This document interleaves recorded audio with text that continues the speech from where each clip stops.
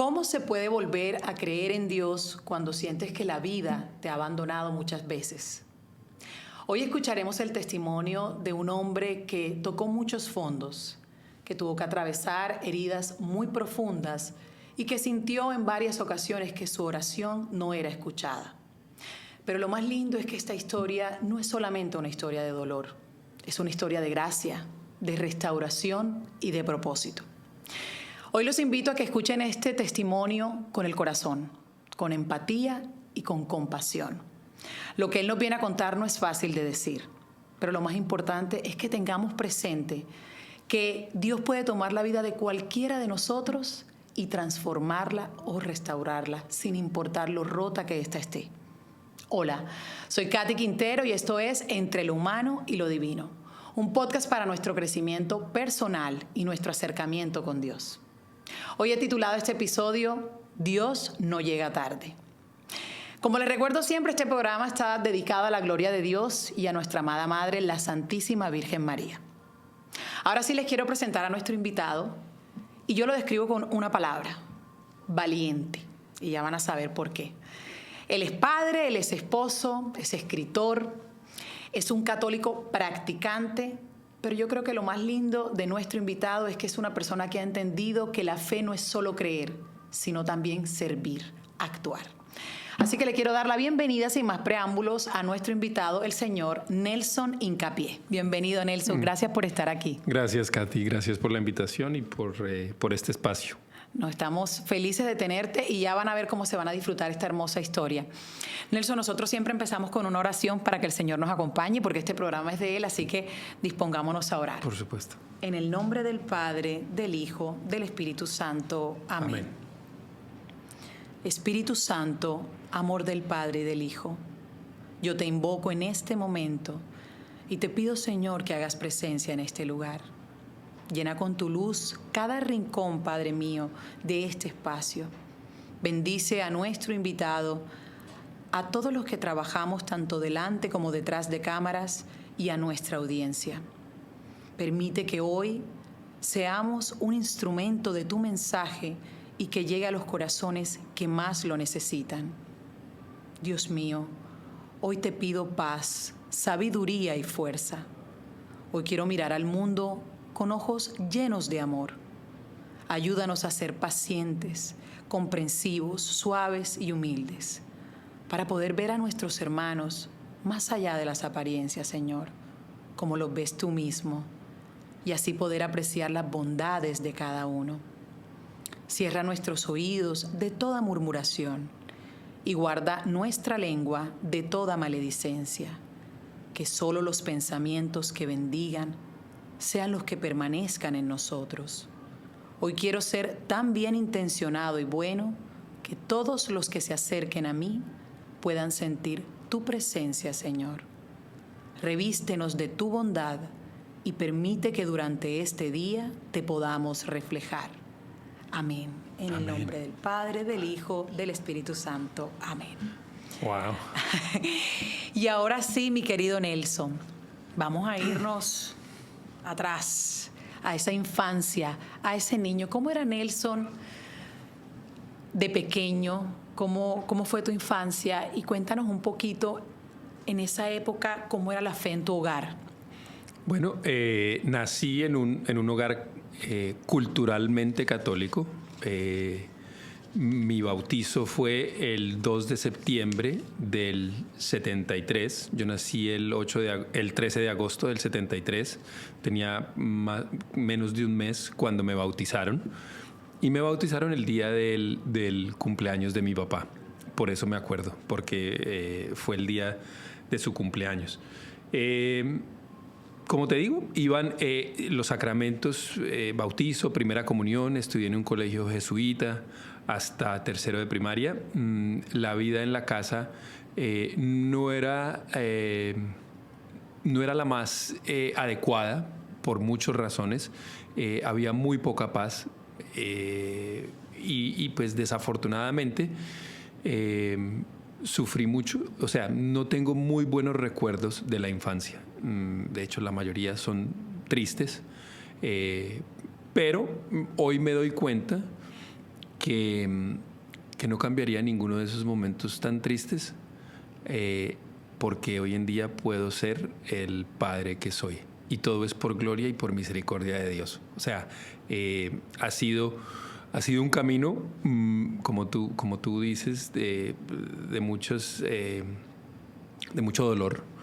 Pero de nuevo, todo ha servido para poder darme cuenta de que Dios no llega tarde. Mi abuela, que era muy católica, muy creyente, de una fe inquebrantable, rezaba el rosario todos los días. Cuando nosotros nos vamos a vivir con mi abuela, ella me decía que si yo rezaba con fe, yo iba a recuperar el hogar, yo iba a tener el hogar que yo quería. Y entonces yo me levantaba una hora antes, me iba a la iglesia, me arrodillaba, rezaba, y entre más rezaba, menos posibilidad había de que volviéramos a la casa con mi papá y mi mamá. Y lo que pasa es que mi mamá se va de Colombia. Yo nací en Colombia, mi mamá se muda para Estados Unidos y nos quedamos nosotros en Colombia. En ese momento, ya ahí dejé de creer en Dios. Ya ahí yo dije, si Dios no contesta mis oraciones, debe ser que no tiene tiempo para mí o que no existe. Eso fue como a los 9 años y medio, 10 años. Ella se viene acá y empiezo a tener problemas en el colegio. Los jesuitas son muy inteligentes y muy disciplinados. Y yo empiezo a tener problemas de disciplina, explotar pólvora en el salón, una cantidad de cosas que me metieron en problemas. Empiezo a no entregar tareas, a tener... O sea, hay una regresión, no regresión, porque siempre fui, hasta tercero o cuarto de primaria, siempre fui un estudiante muy normal, siempre seguí las reglas, nunca me metí en problemas. Y cuando ya mi madre se viene a vivir acá, yo empiezo a meterme en problemas disciplinarios en el colegio. Mi mamá le dice a mi papá que nos deje ir a Houston a vivir con ella. Y mi papá dijo que sí, que sería buena idea que nosotros aprendiéramos inglés. Nosotros nos vamos a vivir a Houston como en el 84 más o menos, 84, 85. Terminamos viviendo en Houston. Yo no hablaba ni papa de inglés, estaba en un colegio público. O sea, el cambio cultural y de idioma debió ser brutal. Eso fue brutal. Me empiezan a hacer bullying. Sin embargo, yo a los 4 meses de haber llegado allá en Houston, los viernes hacían dictado y se paraban todos los niños enfrente del salón y la profesora daba una palabra y tenía que deletrear, cada niño tenía que deletrear esa palabra. Al principio, obviamente, y los que iban perdiendo se iban sentando. Y yo al principio, obviamente, era el primero que nunca podía, no entendía ni siquiera qué me decía y terminaba sentándome. Los que me hacían bullying, o sea, la justicia poética, le digo yo aprendo inglés y al final de ese año, o sea, nosotros llegamos en enero, el final del colegio era en junio en esa época, para junio, más o menos para finales de mayo, yo siempre terminaba entre los 3 primeros deletreando. O sea, me reía de los que me hacían bullying a través de que yo terminaba ganándoles y hablaba mejor inglés que ellos al final del año. Mi vida siempre fue de pequeños triunfos y de pequeños momentos así donde ese lo recuerdo con mucha satisfacción. Ya después de eso nos vamos a vivir a otra parte, entro a otro colegio, ya será cuarto, quinto, en quinto me fue muy bien. En sexto, que entro a un colegio, sufrí de un abuso por un profesor y ahí fue cuando mi vida se descarriló completamente. ¿Alguien de tu escuela? Sí, el profesor de inglés, el profesor más cool del colegio. Por eso es tan importante que las mamás, los padres, cuando un hijo guarda un secreto o cuando un adulto le pide a un hijo que guarde un secreto, es una alerta roja. Ningún niño debe guardar un secreto de sus padres. Cuando hay alguien que le pide a un niño que guarde un secreto, es una alerta roja. Preocúpese. y empiece a poner cuidado qué es lo que está pasando. Así fue como pasó. El profesor un día me dice que si quiero aprender a manejar. Yo tenía 12 años. Yo digo, sí. Súper atractivo. Sí, claro, obvio. ¿Qué niño no quiere? Y así, y después me dice, no le puede decir a nadie que yo le estoy enseñando a manejar porque yo me puedo meter en problemas por enseñarle a manejar a un niño de 12 años. Te estaba preparando para Obvio, mentir y ocultar después. Ese es el grooming. Ese es el grooming. Eso pasa el abuso. Yo desde ese momento me metí en las drogas. Empecé primero. Dejé de ir a las clases de él. Empecé a faltar a clase. Cambié mi grupo de amigos. Me empecé a meter con los niños que eran los rebeldes, que eran los que capaban clase, que se metían en problemas. Pero no se lo dices a nadie. No. O sea, nadie se enteró, sigues en la escuela y todo, que es lo que suele pasar en el 99% de los casos. Nadie habla de eso, eso no se habla. De hecho, estoy hablando de eso 30 y pico de años después y después de muchos años de adicción, muchos años que duré en adicción, eso fue a los 12, 13 años, empiezo a usar toda clase de drogas, termino al borde del suicidio a los 24 años y un amigo me salva la vida y ya entro a un tratamiento de rehabilitación. En este momento tengo casi 30 años de sobriedad. Te felicito. Gracias. Bueno, todo es por gracia de Dios. Yo al principio me daba crédito y yo decía que yo tan disciplinado, que yo hago todo, pero tú dijiste que sí a ese llamado del Señor. Total, y eso es una lucha diaria. Así es. Y bueno, yo entro pasa la vida desde los 13 hasta los 24. Imagínate, fueron casi 10 años. Y muy joven, ¿no? No, muy joven. Yo no tuve, primero, como que no tuve infancia, después no tuve adolescencia, no tuve padres, nadie me enseñó o no aprendí, no pude aprender a ser padre, no pude aprender a ser esposo. Sin embargo, la mejor versión de esposo que hay es muy sencilla, San José. Aquí lo mencionamos todo el tiempo. O sea, y San José interviene por mí y la Virgen María interviene por mí para yo poder ser el esposo que mi esposa necesita y el padre que mis hijos necesitan. Y esa es lo más importante que yo tengo hoy en día y la única misión que yo tengo es llevar a mis hijos al cielo. No hay herencia que valga, no hay nada. Si yo llevo a mis hijos al cielo, si yo logro que mis hijos crean, si yo logro que mis hijos tengan una fe firme, entonces yo podré decir cuando Él me llame, he cumplido la tarea. Dices esto y yo creo que los que nos están escuchando debieron quedar así, como me pasó a mí cuando leía tus páginas y decía, Dios, tiene un libro maravilloso, por favor, si tienen la oportunidad, consíganlo, léanlo, espectacular.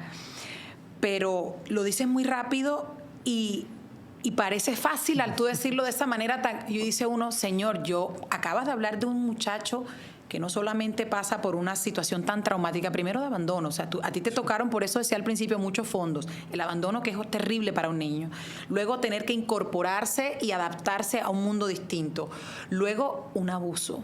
Entonces vuelves y pierdes también la confianza, el sentimiento de vergüenza, el sentimiento de dolor que me imagino por el que tuviste que pasar. Y vienen después las adicciones que entiendo yo, el refugio, el escape que tenías solito. Cuando llegas a los 24 años que mencionaba, llega un momento en el que no quieres vivir. ¿Qué sucedió en ese momento? ¿Cuál fue el detonador que tú dijiste, ya aquí de verdad?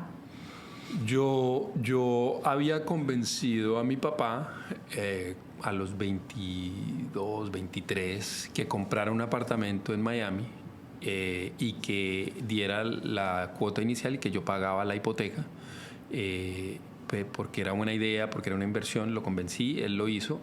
Lo convencí porque mi mamá me había echado de la casa. O sea, yo me la pasé toda la vida manipulando a mi papá y a mi mamá porque ellos son seres humanos muy amorosos, que daban lo mejor que podían, que una compasión y una comprensión, a pesar de que ellos juntos eran una bomba atómica. Ahora, ellos juntos eran una bomba atómica porque ninguno tenía a Dios en su corazón. No había el catolicismo cultural, pero no había era, no era real. No, no, o sea, mi papá me decía que vaya a misa con mi abuelita, pero él nunca iba a misa. Mi mamá...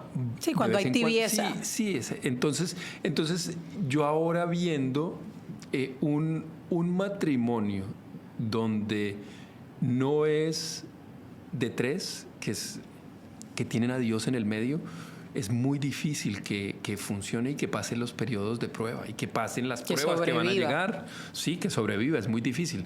Entonces, yo pues como no aprendí nunca nada de eso, eso me genera una cantidad de dolor. Yo estaba lleno de dolor. Ahora, la forma como nosotros los seres humanos afrontamos el dolor es poniéndole máscaras y sale con ira y estamos llenos de ira o llenos de comedia. Y hacemos reír a todo el mundo y por dentro nos estamos muriendo, o somos una bomba para el mundo y vamos tirando bombas por todos lados. Entonces, lo que nunca es muy difícil ver el dolor. ¿Por qué? Pues porque duele. Porque yo ahora, como tú decías, yo te lo cuento fácilmente, pero las lágrimas, o sea... No, el proceso de sanación, sí, olvídate. No, o sea, y está bien, porque hay que pasar, porque lo primero que tiene que haber para que Dios sane mis heridas, y la razón por la que yo te lo puedo contar así es porque Dios ha sanado todas mis heridas, absolutamente todas. No tengo que perseguir al que me abusó. No tengo que estar bravo con mi mamá porque me abandonó. No tengo que estar bravo con mi papá porque nunca me enseñó a ser padre. Tengo una paz y un amor por ellos y no viene de mí. Dios sana todas, absolutamente todas las heridas. Pero yo tengo que primero estar dispuesto a ver cuáles son las heridas. Que no puedo llegar, Dios mío, sáname las heridas. Me imagino, ¿cuáles heridas, hijo mío? No, pues es que no sé. Hay que reconocerlas, hay que mirarlas, y es difícil. Hay que verlas y eso es difícil, por supuesto que es difícil. Y duele, claro que duele mucho, duele muchísimo. Aún hoy en día todavía me duele y de pronto en algún momento se me agúa el ojo, pero está bien. ¿Por qué? Porque tenemos semillas de compasión, de comprensión, de amor, de valor. Esas semillas son plantadas por diferentes personas o en momentos diferentes. Una palabra, un gesto, planta una semilla de amor. Pero si esa semilla no la cuido, no le echo agua, nunca va a germinar. Esas semillas de amor, es paradójico, pero solo crecen con las lágrimas que derramamos. Qué bello. Si yo no lloro, esa semilla que tengo de amor no va a dar fruto y no va a generar. Te lo digo, te lo garantizo. Te lo garantizo. La mejor forma de nosotros poder vivir auténticamente y poder estar cerca de Dios es pasando por ese dolor que nunca va a ser nada comparado con el dolor que Él sintió cuando lo crucificamos. Nuestro dolor no es nada comparado con el dolor que Él sintió por nosotros. Él ya ha pasado por todo eso. Él estaba conmigo cuando mi mamá se fue de la casa. Él estaba conmigo cuando... Gracias por tu valentía. De verdad que si soy yo y tengo la piel chinita. Por eso hice esa énfasis, porque yo no me imagino lo que es estar en tus zapatos, pero me llega al corazón. Y cuando leía parte de tu libro y de tu historia, decía, Señor, Él es un milagro. Tú acabas de decirnos aquí que tú no querías vivir, que tú querías darle fin a todo. Tú lo planeaste, lo visualizaste, lo intentaste. Pero estás aquí porque Él te ama y porque su propósito y sus planes eran más sabios que lo que tú querías hacer en ese momento. Así es. Y Él me ama a mí, pero Él nos ama a todos. O sea, somos sus hijos amados. Lo único que tenemos que hacer es abrir el corazón y dejarnos amar y regresar a casa como el hijo pródigo. Hay días, hoy en día tengo una vida maravillosa y muy bendecida, y todo es por su gracia y su misericordia. Sin embargo, hay días difíciles, hay días de tormenta y hay días muy, muy duros. Y hay días donde me siento como el hijo pródigo, pero siempre está esperándome con los brazos abiertos. Lo único que yo tengo que hacer es regresar, ablandar mi corazón y dejarme querer. Eso es lo único que Él quiere. Él lo único que quiere es que me deje querer. Y así estás ahora que me encanta oírte y bendito sea el Señor que estás aquí contándonos esto, porque créeme que allá afuera hay mucha gente que puede estar atravesando caminos muy oscuros y en la oscuridad es muy difícil ver la salida. Pero gracias a Dios que ya estás aquí. En ese momento, cuando sentiste que ya tu vida no tenía sentido, ¿qué es lo que sucede? Porque al final no llegas a cometer ese acto. ¿Qué pasó? ¿Estabas solo? ¿Estabas con tu amigo? ¿Qué sucede? Estaba en el techo en el 10º piso del edificio donde vivía, después de una noche de rumba donde me había gastado todo lo que tenía. No tenía nada, no tenía absolutamente nada por lo que vivir. Era el 9 de noviembre de 1997, la semana antes, o 1 o 2 semanas antes, los Marlins habían ganado la Serie Mundial. El último recuerdo que yo tengo de ese año es Rentería dando un batazo. Un jonronazo. No, fue un doble. Craig Counsell, que le decían The Chicken, estaba en tercera base.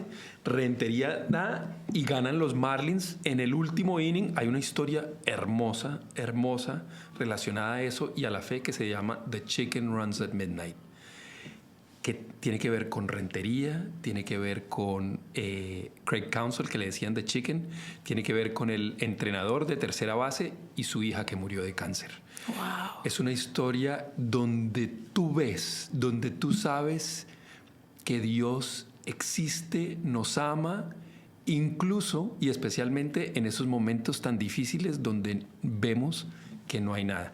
El caso es que esa es una de mis últimas memorias. Pasa eso, ganan los Marlins, después como a las 2 semanas estoy ya en el techo del edificio. Voy al borde, estaba con mi amigo Camilo, voy al borde y le digo saltemos. Y él me dice, no, espere, bajemos y escribámosle un manifiesto, tenemos que escribir un manifiesto. Siempre me las daba de pseudoescritor, pseudopoeta, y él sabía que de la forma de bajar era diciéndome que había que escribir. Nos bajamos, yo entro a los 2 días, el 11 de noviembre del 97, a un centro de recuperación. Dios, en su maravillosa forma de amarme, me manda muchos años después, o unos años después, una esposa que cumple años el 11 de noviembre del 97. El día que yo renací es el día que mi esposa nació. Diosidencias. Total. O sea, ¿cómo no creer en Dios? ¿Cómo no creer en ese amor, en esa misericordia? No hay forma de no creer. Entonces, yo entro al tratamiento el 11 de noviembre. Camilo termina quitándose la vida el 23 de diciembre del 98. Wow, Dios lo tenga en su gloria. Increíble que Él te hace bajar a ti y luego... Bueno, su misión era bajarte de ese lugar, Nelson, para que tú estés hoy aquí con nosotros.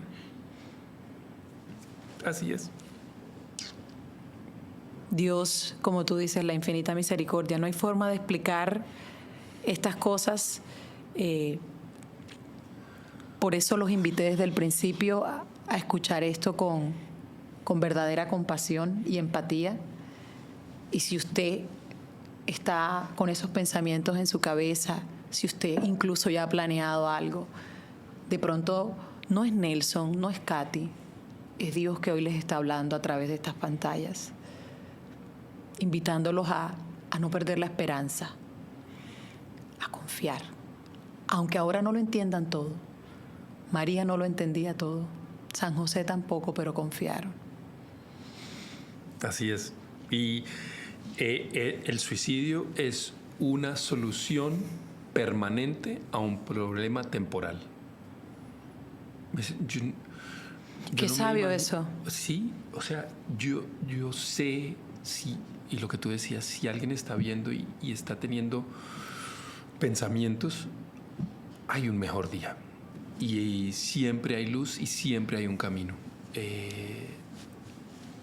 Yo le debo mi vida a Dios y a todo lo que ha hecho y a todas esas personas que ha mandado en mi camino para tenerme hoy aquí sentado. Y todos podemos ser un instrumento de amor, un instrumento. Y a eso es lo que venimos. La oración de San Francisco de Asís nos lo dice todo el tiempo. Hazme un instrumento de tu paz. Qué sabio, qué sabio. Pasa esto y fíjate, a mí se me venía una idea a la cabeza porque entiendo y conozco a muchas personas que han pasado por el tema de, yo creo que todos en este mundo o lo han experimentado o conocemos a alguien que ha pasado por el tema de algún tipo de adicción, porque acuérdense que son muchas cosas. Y una de las cosas que yo me preguntaba es cuando estabas en ese proceso de rehabilitación, porque hay un tema físico que es químico que se tiene que trabajar, el mental, por supuesto. ¿De alguna manera trabajaban también en ese, te tocó a ti alguna parte espiritual o eso usualmente no se incluye en estos procesos? No, sí, o sea, la mayoría de programas en esa época, y creo que hoy en día muchos también se basan en los 12 pasos de Alcohólicos Anónimos, que tienen mucho que ver con nuestro estado espiritual. La razón por la que nadie se levanta y dice, ay, yo quiero ser adicto, o me encantaría perderlo todo, me encantaría terminar en el techo de un edificio. Ese niño, yo jamás soñé con estar en el techo de un edificio con todo perdido, preparando para el fin. Ese no era el plan de Nelson cuando niño. Sin embargo, todo el dolor por el que pasé me llevó a eso. Y lo que hace un adicto es evadir o tapar el dolor. Siempre hay un dolor profundo del que estamos huyendo. Muchas veces, y esas son las adicciones. Muchas veces lo mismo pasa con el trabajo. Yo puedo volverme adicto al trabajo para no ver el dolor que cargo por dentro. Adicto al ejercicio para no ver el dolor que cargo por dentro. Adicto a las compras para no ver el dolor que cargo por dentro. Cuando yo evado el dolor, yo evado esa relación con Dios, porque Dios es amor y Dios es todo. Pero para poder llegar, si Jesucristo murió para llegar al Padre, ¿quién soy yo para no morir a mí para llegar al Padre? Y hay que pasar por el dolor. Entonces, yo creo que la parte espiritual fue a través de los 12 pasos. No era necesariamente, y que fue durante mucho tiempo. Mi conversión empezó en el 2016 y gracias a mi esposa, que es la mejor mujer que hay en el planeta Tierra después de la Virgen María, ella ha tenido una paciencia enorme conmigo y me ha llevado de la mano y ha bajado al infierno donde yo estaba, que no es infierno porque yo ya tenía sobrio y yo era de los que decía, yo soy sobrio, yo no hago esto, y me creía el esposo perfecto cuando en realidad estaba lejos de ser el esposo que mi esposa necesitaba. Sin embargo, ella baja ahí y poco a poco empieza nuestra vida a cambiar. Y todo cambió cuando ella un día estábamos pasando por un momento difícil y ella dice, ¿por qué no empezamos a rezar el rosario una vez a la semana? Yo, por ahorrarme horas de cantaleta y como mi abuela rezaba el rosario, un rosario dura 20 minutos, esto me ahorra 20 minutos, empezamos a rezar el rosario, después empezamos a ir a misa los domingos y también fue lo mismo. Yo, si una hora de misa me ahorra cantaleta, pues lo hago, vale la pena. Se están identificando muchos contigo en este momento. Vale la pena. Tarde o temprano, lo importante es ir. Sí. Hombres que tienen esposas que crean, vayan a misa, háganle caso a su esposa. Si les dice recemos el rosario, lo rezan. Hoy en día yo soy el que lleva el rosario en la casa. ¿Por qué? En el orden espiritual de las ideas, yo soy el jefe de mi hogar a nivel espiritual. Si yo logro tener esa conexión, entonces yo puedo ser el esposo que mi esposa necesita. Y en las tormentas nos vamos a sentir bien. Bueno, vamos a pasar por la tormenta, pero al final siempre va a haber esa calma que solo encontramos en Dios. Y eso solo viene porque viene de Dios. Me encanta que digas esto y que lo digas en este espacio porque es una invitación para todos los que están allá afuera. Y sí, señores, hay que ser valientes. Por eso le dije, este hombre es muy valiente para decir, ¿sabes qué? Sí, vamos a hacerlo, sí, vamos a intentarlo y me tomo la responsabilidad de mi hogar, que no es solamente la mía, es todo lo que yo traigo y que voy jalando, mis hijos, o sea, los que te ven. Qué importante, señores, ustedes en casa son gente vital para la vida de otros seres humanos. Ustedes son el espejo en el que se miran sus hijos. Y créanme que sus esposas van a ser recíprocas y van a estar ahí siguiéndolos y apoyándolos si los ven a ustedes siendo la inspiración del hogar. No solamente son proveedores materiales, son proveedores de la espiritualidad de la casa. Y eso es una belleza que lo digas aquí, de verdad que sí. Sí, y lo otro es que, o sea, el rosario, uno piensa en el rosario como la abuelita con la camándula, pero no, mira, el rosario, te voy a mostrar, mi rosario es... El rosario. El rosario. Qué belleza. Esto no es un rosario rosadito ni nada, esto es un arma, mira. Aquí lo decía, acabamos de hacer un programa justamente hablando de eso, del San Miguel Arcángel. Claro. Aquí, es que es el que nos defiende contra todas las cosas del demonio. Yo los traigo acá todo en el crucifijo, sí, que no me lo quito porque está... El rosario, aquí está el rosario. Qué belleza, ¿vieron? Y eso es lo lindo, ver la fe y todas estas cosas, no como un tema de la abuelita, de la mujer. Eso ya es anticuado. Si ustedes creen que lo anticuado es eso, lo anticuado es creer que la fe es un tema obsoleto, que eso ya nada que ver. Todo lo contrario. Hoy más que nunca, yo creo que Nelson, tú lo sabes, como padre, como esposo, vemos a tantos jóvenes explorando en medio de la confusión, en un montón de alternativas que al final no los llevan a nada, con una búsqueda incansable de la paz interior, de mi tranquilidad. Y al final sienten pañitos de agua tibia, pero llegan al mismo punto. Y tú lo has mencionado aquí en varias ocasiones. El problema siempre es el mismo. Dios no está en la ecuación. Y si nosotros realmente nos damos cuenta de eso y empezamos a acercarnos, entendiendo que Él es nuestro Padre, que nos ama, ahí es donde empieza uno a ver la misericordia del Señor, porque nos empieza a dar el discernimiento. Y eso es una belleza, porque entonces ahí es donde vamos cambiando poquito a poquito, porque esto es un proceso que hablábamos hace un ratico, no se acaba, estamos en la lucha diaria. Pero entonces cuéntame, sales de este centro, conoces a tu esposa, ella te empieza a acercar, vienen los hijos, hay una crisis. ¿En qué momento? Porque ya me has hablado mucho, momento donde te vas acercando, ya sentiste como que Dios, ¿viste? Aquí sí ya me fui de lleno, me enamoré por completo de Jesús. Mira, eso pasa en el 2016, hace 10 años, yo tengo un amigo, yo trabajaba con niños que entraban al sistema de cuidado temporal, foster care, que se llama acá en Estados Unidos. Trabajé 14 años en eso. Yo tenía un amigo que se había ganado un premio, es luchador, y se ganó un premio grandísimo y es muy famoso, conocido. Y él sabía, yo había empezado a ir a misa en esa época con mi esposa y teníamos un viaje planeado para ir a Boston, Massachusetts. Y él me dice, ¿por qué no llama a este sacerdote y hable con él? Dígale que usted es amigo mío. Yo lo llamo, se llama Padre Willy, se llamaba Padre Willy, murió este año, hace 10 años. Y le digo, Padre Willy, voy con mi familia para Boston. Daniel me dio su número y su teléfono y él me dice, ¿por qué no vienen? Vamos a misa y después vamos a almorzar. Yo ya estaba yendo, sí, perfecto. Llegamos nosotros. Y yo pensaba que era una misa, cuando llegamos era una misa solo para nosotros. El Padre Willy hizo una misa para mi esposa, mis 4 hijos y yo.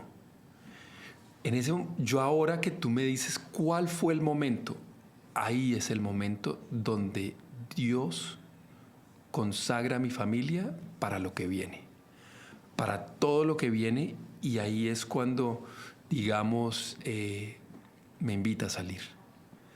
Y yo le digo que sí, porque yo pude haber dicho, no, ¿para qué voy a llamar a un sacerdote? Estamos de vacaciones, ¿para qué voy a ir a misa? Pero yo ahí le digo que sí.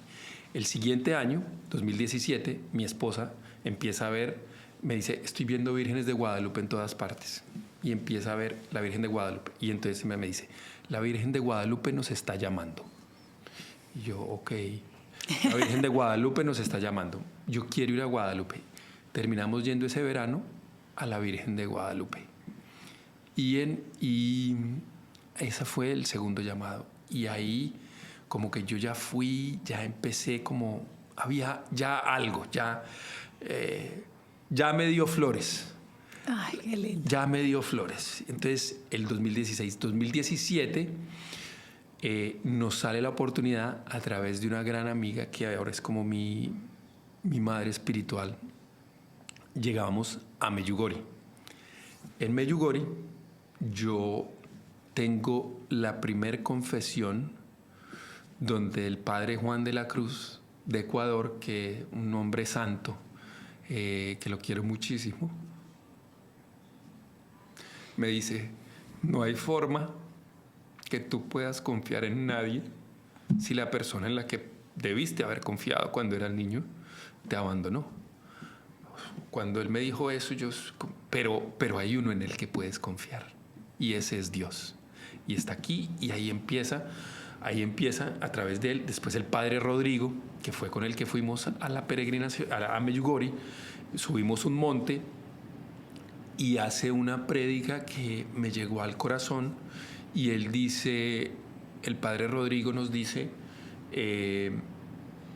no hay ninguna diferencia entre Judas y Pedro. Judas lo vendió, Pedro lo negó, pero Pedro se permitió ser amado por Jesús. Judas sintió que no había nada que hacer e hizo lo que hizo. Y me dice el padre Rodrigo, todos somos como Judas o como Pedro. ¿Quién vas a ser tú? Después de que él hace esa prédica, yo nunca les había contado mi historia a mis hijos. Ese día en Medjugorje les conté la historia a mis hijos. Del abandono, del dolor, de la adicción, de todo. Y ahí empieza a cambiar mi vida. O sea, cuando tú me dices 2017, 2018 vamos a Garabandal, o 2019 vamos a Garabandal. Y ahí empieza a cambiar más todavía. Ya a partir del a partir de la pandemia es cuando realmente yo entiendo, se me quita el velo de los ojos, y el 2020 fue el año para mí de perfecta visión, donde empiezo a ver una cantidad de cosas y entiendo que esto es una batalla espiritual. Entiendo que estamos aquí temporalmente, entiendo que la meta es el cielo, entiendo que yo tengo que ser duro conmigo mismo y muy suave con los demás. Entiendo que simplemente soy el hijo pródigo y que quiero volver a casa. Entiendo que tengo que trabajar en mi fe solo por mí. Entiendo que tengo una responsabilidad grandísima, que es llevar a mi esposa al cielo. Entonces tengo que ser una cruz muy grande para ella. No, mentiras. Mi amor linda. Una para cruz purificarla. No. Eso es un chiste. Es broma. Es broma. Pero sí tengo una responsabilidad de llevar a mis hijos al cielo. Cuando yo llegue allá, cuando sea el momento de mi juicio, yo no creo que él me va a preguntar, bueno, ¿cuántos títulos de universidad tienes? ¿Hiciste un Executive Management en Kellogg's? ¿Fuiste CEO de cuántas compañías? ¿Cuánto tenías en el banco? No, él me va a decir, ¿qué hiciste con tus hijos? ¿Qué ejemplo le diste a tus hijos? Y yo tengo que poder decir, Padre, yo me arrodillé cuando las cosas estaban bien, cuando las cosas no estaban bien, cuando tenía mucho miedo y cuando tenía mucho valor. Pero en todos los momentos yo me arrodillé y te busqué. Es que el ejemplo enseña más que las palabras. Así es. No somos lo que decimos, sino lo que hacemos. Y eso es imborrable para la memoria de cualquier niño. Total. ¿Cómo reciben tus hijos todo ese testimonio cuando te logras abrir después de tanto tiempo de tener eso ahí? Pero es que te digo, ese nudo, soltarlo, y en qué lugar tan majestuoso, tan bello, cómo Dios te preparó ese escenario para que te sintieras acompañado por la Virgen. Sí, así fue. En este momento, uy, sí, qué cool, pero ahora es que me doy cuenta, y por eso te digo que esa misa en el 2016 fue la preparación para todo lo que venía. Mis hijos, mi esposa es maravillosa, mis hijos son increíbles. Mi hija en la frase, cuando se gradúan del colegio, en su foto ponen una frase de algún famoso que les caracteriza o que les, Sí, que les unas marca. que se identifican. Una expresión con la que... mi hija, el año pasado, en su foto de graduación, el quote que puso fue el título de mi libro, en inglés. Cuando- Own your story before it owns you. Eso para mí fue o sea, no tengo palabras para expresarlo. Mi hijo este año se ganó el Peer Ministry, o sea, por los consejos que da a sus amigos, que tienen que ver con su crecimiento espiritual. Mi otro hijo también siempre ora, y mi hija ahora se acaba de ganar el premio del rector, el Principal's Award. O sea, Cuántas bendiciones, Nelson. total, o sea, Y de las que no se pueden comprar en la tienda. No, Esas que cero, son no. invaluables. Total. Porque ver a los hijos de uno y uno decir, no es lo mismo decir, ay, y es una bendición, qué rico que usted pueda decir, ay, mi hijo es exitoso, pero decir, mi hijo es bueno de verdad, tiene ese corazón, una búsqueda incansable por ayudar al otro, por servir, por buscar a Dios. Se sabe que necesita de Dios. Eso es una cosa que no tiene precio. Total. Sin embargo, hoy empecé mi día visitando la tumba del bebé que perdimos en el 2022. Que, o sea, que también tengo un amigo que me decía, pero él es bastante no agnóstico, pero sino le cuesta trabajo creer, y cuando pasó lo del bebé él me decía a mí, ¿cómo quiere que yo crea en Dios si ustedes, que son la familia que son, les ha quitado este bebé? Yo digo, pero ¿por qué no? ¿Por qué no? La vida no me pertenece. Mi vida es de Dios. Y Él es el que dice cuándo llego y cuándo me voy. Esa es una de las preguntas que más se cuestionan, yo creo, los católicos y, en fin, los seres humanos en nuestra fe. ¿Por qué, si Dios es bueno, permite tanto dolor? Y tú que has pasado, porque fíjate, aquí estás contando los logros y unas maravillas hermosas que son bendiciones de Dios, pero tú has atravesado, como diríamos, muchos infiernos, y Sí. estás aquí contando la historia. Entonces no todo es color de rosa. Pero yo creo que tú decías algo muy interesante, y esa es la reflexión que tenemos que quedarnos con ella.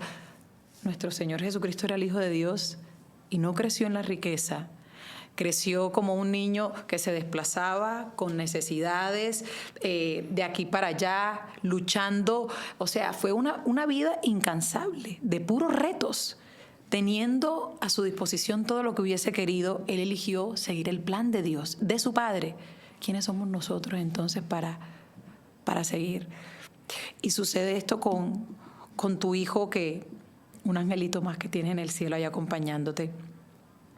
Sin embargo, tu fe y tu lucha siguen ahí.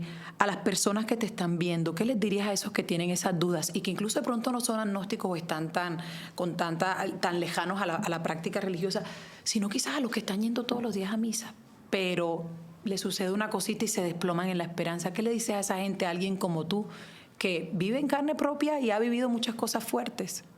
Que si nosotros pudiéramos entender a Dios, entonces seríamos Dios.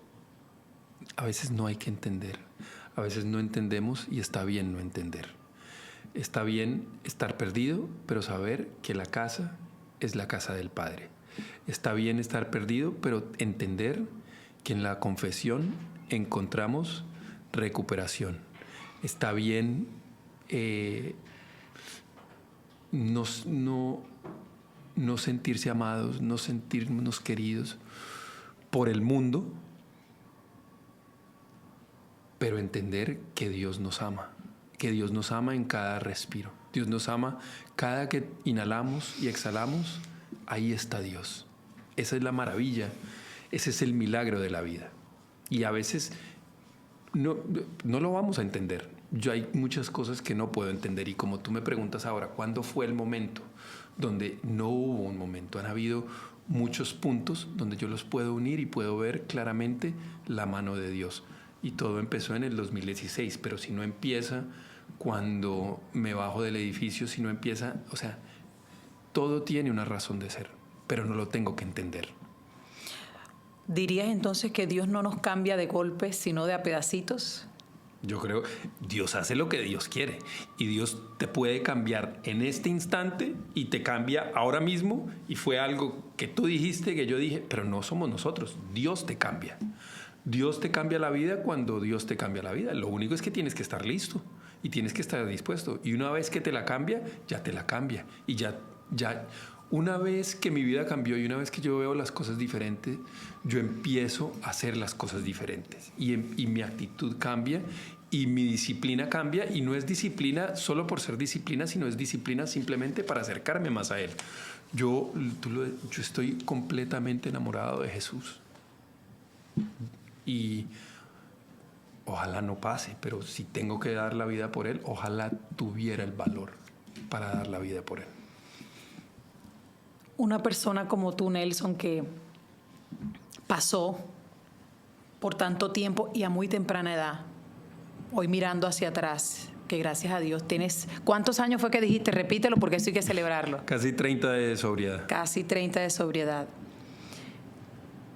Me pregunto, ¿sientes que es lo mismo estar limpio en sobriedad a estar espiritualmente libre? Porque yo siento que hay una cosa aquí que es mucho más grande de lograrlo. Cero. Estar limpio es una cosa. Tener a Dios es otra. No, yo prefiero 1.000.000 de veces tener a Dios. O sea,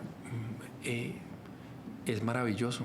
Es maravilloso tener a Dios y saber dónde está Dios. Saber, o sea, rezar el rosario. Hay una cantidad de herramientas, de armas, y esto es una batalla espiritual. No hay, o sea... No se engañen. No se engañen, sí, exactamente, no se engañen. El que está ya pasando por momentos de adicción es una batalla espiritual. Y es una opresión, y es una opresión del maligno, y es una opresión del enemigo. Y lo que quiere es que se mantenga ahí, que no vea su dolor, que no pase por su dolor, que no se acerque a la iglesia, que no se acerque a la verdad. Y la verdad está acá. Nos lo dijo Él, yo soy el camino, la verdad y la vida. O es o no es. Sí, no hay otra alternativa. No hay grises para esto, definitivamente no. Nelson, nace el libro. Dime qué te lleva, porque volvemos a lo mismo, en una historia como esta que, miren, yo aquí he estado con el estómago así como arrugado, se me eriza la piel, me da sentimiento, me emociono, digo, wow. ¿Qué te llevó a decir, voy a llevar esto a las letras? Porque es una decisión importante, estás hablando de ti, o sea, cuando hablamos de nosotros, y no precisamente que te voy a contar un cuento de Disney. ¿Qué fue lo que te empujó a sacarlo? Bueno, a mí siempre en la lectura y desde muy pequeño encontré en la lectura ese refugio. Cuando mi vida era tan caótica, siempre encontré en la lectura y obviamente pues empecé con Relatos de un náufrago de Gabriel García Márquez y durante muchas épocas en mi vida, durante un tiempo fue Edgar Allan Poe, obviamente en la época de oscuridad y eran todo diferentes. dark. Sí. Entonces siempre pensé en escribir, siempre me llamó la atención, siempre escribí poesía y siempre... Cuando pasa la pandemia, yo estoy pasando por un momento donde estaba trabajando directamente con sobrevivientes de tráfico humano y sus historias son... No. Increíblemente... O sea, la mía es un cuento de Disney. Y sin embargo no lo es muy dolorosa y eso es otra cosa que la gente muchas veces, si yo me comparo y yo digo no, pero es que hay gente que sufre mucho más, yo estoy evadiendo mi historia. Yo no puedo evadir mi historia. Yo tengo que apropiarme de mi historia y tengo que ver el dolor que hay en mi vida. No porque yo no haya terminado como víctima de tráfico humano quiere decir que yo no pasé por un dolor. Cada uno tiene que pasar por ese dolor. Y cada uno tiene dolor. Porque cada uno viene de un padre y una madre que son humanos, que son Correcto. imperfectos, que cometen errores. Entonces hay que pasar por eso. Yo empiezo a escribir, pero me salían 10 páginas. El libro nació cuando yo pude perdonar al profesor que me abusó. Y dejé de buscarlo. O sea, Dejé de buscar. alcanzaste a entrar Lo en... encontré. Vive en Cuernavaca. Lo encontré. México para mí tiene un valor y una importancia y es, yo llevo a México en mi historia y llevo a México en mi sangre. Primero porque cuando yo llegué a Houston la primera vez, habían muchos mexicanos, porque era en Texas. Segundo, porque fue Nuestra Señora de Guadalupe la que me abrió los ojos. Tercero, pues porque el profesor está en Cuernavaca, México. Lo encuentro y quería justicia, yo quería venganza. Perdón, yo no quería justicia, lo que quería era venganza. La disfrazaba de justicia. Pero en realidad, cuando yo solté eso, cuando yo pude perdonar verdaderamente, es cuando yo me puedo sentar a escribir. Y escribí el libro. Yo escribí de 9 de la mañana a 5 de la tarde durante 2 semanas y el libro me salió, pero fue una vez que yo perdoné. Que se lo dejaste a Dios. Total. Esto ha sido espectacular. Bueno, recuérdanos el nombre porque hay mucha gente que seguramente va a querer saber del libro. En español, lo sacaste en inglés también, ¿no? Primero lo escribí en inglés porque creo que para mí escribir en inglés era más fluido. Y era como escribir la historia de alguien más. Cuando yo mismo lo traduje a español, habían momentos donde yo me sentaba y lloraba. Porque era más propio de... Claro, mi historia es en español. Mi lenguaje natural con el que crecí los primeros 11 años es el español. Y escribir en español es contar mi historia. Y por eso lo escribí en inglés. Pero en español se llama Cuando tu historia se convierte en tu historia. Me encanta. Bueno, ya saben, para los que quieran leerlo. Ahora, pasa todo este tiempo, sigues en la lucha. Me encanta que recalcas, esto no se acaba. Hay 2 cosas importantes que me gustaría saber. Número 1, ¿qué le dirías hoy, después de todo este tiempo que ha pasado, a ese niño que iba a la iglesia? Eso cuando tú me hablas de ese niño orando, yo te voy a decir una cosa, tu abuela sembró no una semilla, era de un tamaño, porque para que un niño se levante tan tempranito, antes de ir a su escuela, arrodillarse y a decirle al Señor, ahí tu botico de confianza, era una cosa hermosa. ¿Qué le dirías a ese niño que quizás después no sentía que Dios lo escuchaba? Que Dios no llega tarde. Así es. Dios no llega tarde, amigo. Qué linda reflexión. Y eso va para todos los que están allá. Viene otro libro. Sí. Viene otro libro porque... Ahora, cuando usted escucha todo este testimonio, y por eso llegamos aquí, por eso lo quiero mencionar, yo estoy convencida que tu propósito es todo esto que estás haciendo ahora.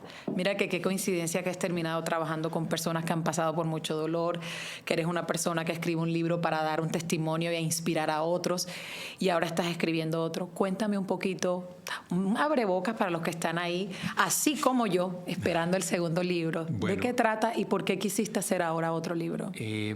Porque quería entender un poco más y ponerlo en páginas de por qué me pude sentar a escribir. Por qué mi historia, siendo tan dolorosa, la escribí como tan fácil. Y llego al perdón. Y nos lo dijo Jesús en esa oración. Perdona nuestras ofensas como también nosotros perdonamos a los que nos ofenden. Si mi oración y la palabra lo es todo. Al principio en Génesis, la palabra se hizo hombre. Con la palabra empieza todo. Con la palabra Jesús habló en palabras. Él no escribió nada. Jesús nos dejó sus palabras. Dios Padre le da a Jesús el Padre nuestro. Y nosotros decimos, perdona nuestras ofensas como nosotros perdonamos a los que nos ofenden. Si yo estoy haciendo un contrato de palabra con Dios en esa oración y yo le digo, perdóname mis ofensas como yo perdono, pero ¿cómo hago yo para perdonar? Si yo no perdono, ¿qué eficacia puede tener mi oración si yo no he hecho lo que yo digo que voy a hacer? ¿Hay felicidad sin perdón? No. Lo dudo. No. Yo no fui feliz hasta que logré perdonar. Y yo creo que todos tenemos algo que perdonar o un perdón que tenemos que pedir. Todos. Yo creo que no se salva ningún ser humano. Sí, de acuerdo. Sí, sí. Bueno, ya saben, para los que están allá afuera, viene algo muy interesante, la segunda parte de esta maravillosa historia. Te quiero dar las gracias por venir aquí. Gracias, Katy. Te quiero dar las gracias porque qué nivel, amigo, de valentía, de ganas, de entereza y de amor a Dios, porque yo sé que ese sí no era para mí, era para él y para ella. Y lo aprecio, lo valoro y lo agradezco profundamente. Viniste aquí a darnos un masterclass de muchas cosas, a hacernos reflexionar en nuestras propias historias. Gracias por recordarnos que el dolor no tiene la última palabra, la tiene Dios. Y que con la gracia de Dios, como dice, nos basta solo la gracia de Dios. El día que nos convencemos de eso, realmente nos damos cuenta que estamos aquí. Cuando elegimos a Dios y servirlo a Él, esa es la respuesta. Esa es la respuesta a todo lo demás. Un último mensaje que le quieras dar a la audiencia para que te despidas. Y ya sabes que aquí están las puertas abiertas entre lo humano y lo divino para cuando quieras volver a hablarnos de ese libro del perdón. Gracias, Katy. Gracias por la oportunidad y a todos allá afuera, ¿no? Entre lo humano y lo divino hay muchas cosas. Y lo más importante es que Dios siempre está ahí. Y que Dios los bendiga. Amén, amén. Gracias por todo, a todos los que nos ven. Un abrazo caluroso, gracias por su apoyo, por sus mensajes, por seguirnos. Como les digo siempre, aunque lo engañoso es atractivo, siempre será mejor elegir lo correcto. Que Dios nos bendiga y que la paz y el amor del Señor nunca nos falte. Hasta la próxima.